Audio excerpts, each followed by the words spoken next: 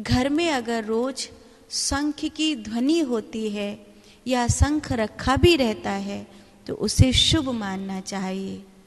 अगर दक्षिणावर्ती शंख हो जिसमें बहुत पैनी नोक निकलती हो तो उसको अपने घर में नहीं रखना चाहिए, वो कलेश का कारण बनता है। और दक्षिणावर्ती शंख हो पर उसमें पैनी नोक नहीं निकली हो तो उसको घर में रखना चाहिए। बल्कि दक्षिणावर्ती शंख में भर कर पानी रखिए और उसको गर्मी का समय जब चल रहा हो तब अपने बच्चे को पिलाइए। जब तक कि वो 21 बरस का नहीं हुआ हो तो उसकी वाणी में बहुत बल पैदा होता है। जब जन्म से लेकर 21 वर्ष की उम्र होती है तब तक उस शंख में भरा हुआ जल किसी की भी वाणी के लिए बहुत उत्तम माना जाता है।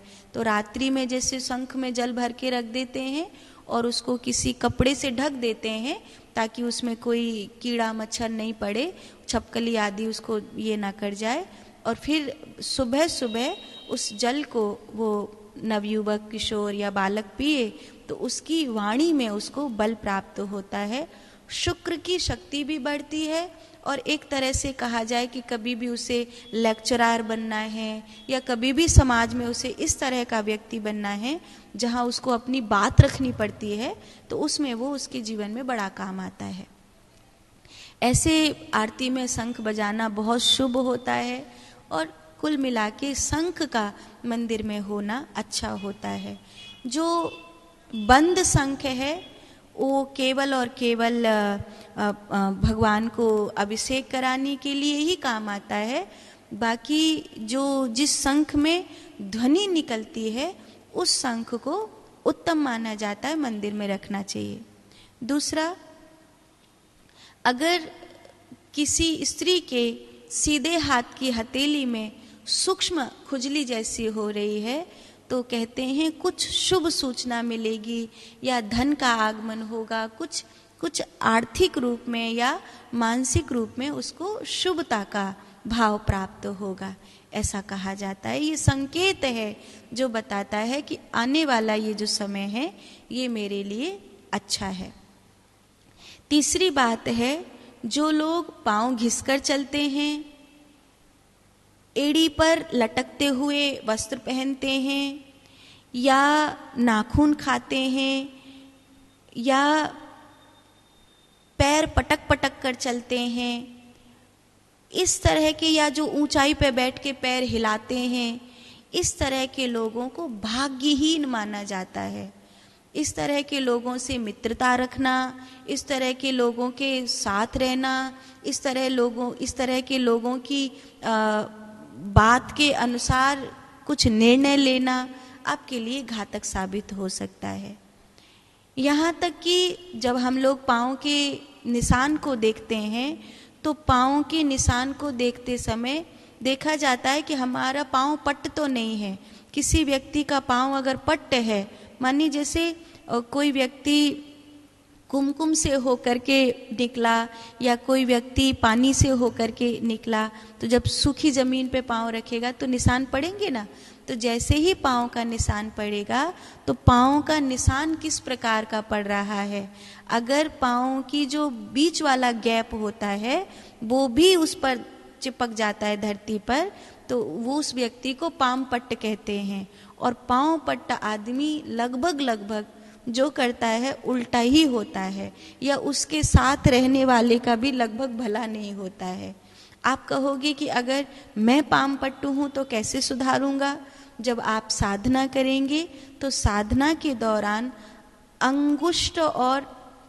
अंगुष्ठ के पास वाली जो पहली उंगली होती है, तो अंगुष्ठ से पहली उंगली को दबाते हुए ध्यान में बैठोगे, मूलबंध को खींचोगे तो आपके पाँव की दशा सुधर जाएगी।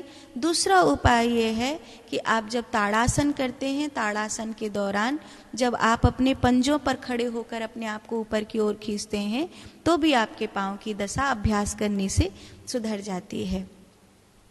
पर ये जो छोटी छोटी चीज़ें हैं, जैसे ऊंचाई पर बैठकर पाँव हिला रहे हो या चलते समय पाँव घिस घिस कर चल रहे हो, कई ऐसे बच्चे हैं, कई ऐसे लोग हैं कि माँ बाप दुखी हो जाते हैं, ऊपर की जो चप्पल है वो तो टूटती नहीं, बद्दी तो साबुत रहती है, और जो नीचे का तला है ना वो घिस जाता है, नीचे का एड़ी तला घिस जाता है।